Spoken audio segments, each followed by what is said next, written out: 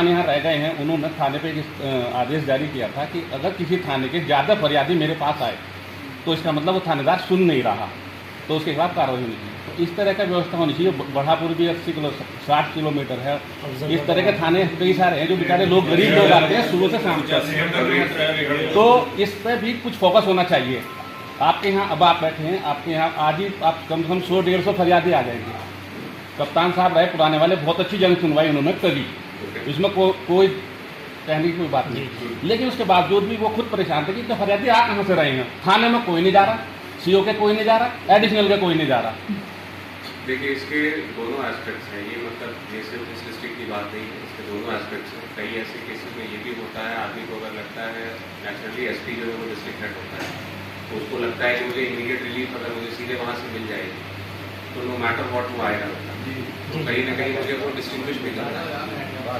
तो दोनों चीज़ें, अगर मान लीजिए कंसिस्टेंटली किसी थाने पर जन सुनवाई नहीं हो रही है तो नेचुरली वहाँ पर कोई पनिशमेंट के थानेदार हो, बट इसमें आई थिंक एक केयरफुल बैलेंस भी जरूरी है। कई ऐसे व्यक्ति भी होते हैं जो अगर सीनियर मोस्ट ऑफिसर एक्सेसिबल है तो वो कोशिश करते हैं कि मैं सीधे जहाँ की वहाँ पर अपनी बात बता दूँ, तो वो भी उनका अधिकार है, मैं उसको छीन नहीं सकता कि आप जब थाने जाइए मेरे बात बताइए।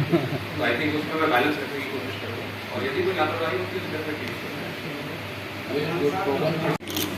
हाँ, इस चीज़ में in principle I believe that ये मैंने पहले भी फॉलो किया था, यहाँ पर भी यही फॉलो करूँगा कि एटलीस्ट अगर ब्रीफिंग होनी है तो वो गस्टेड ऑफिसर के रैंक से, अगर वैसा रहे। और आप पता कर सकते हैं, मैं I will respond on phone अगर कोई ऐसा इशू रहता है।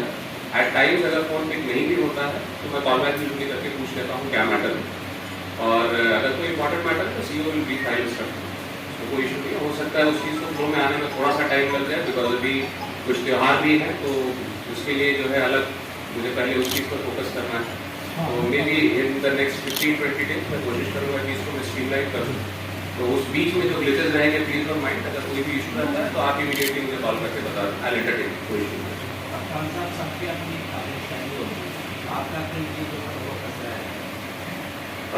देखिए, फर्स्ट इम्पॉर्टेंट चीज़ तो यही है कि कंप्लेंट्स अटेंड किए जाएँ, because it's a big district, तो कंप्लेंट की संख्याएँ भी काफ़ी ज़्यादा होंगी। और मेरा पहला फोकस यही है कि अगर किसी की शिकायत है तो वो थाने लेवल पर फर्स्ट ऑफ ऑल अटेंड हो, बिकॉज हेडक्वार्टर्स दूर हैं।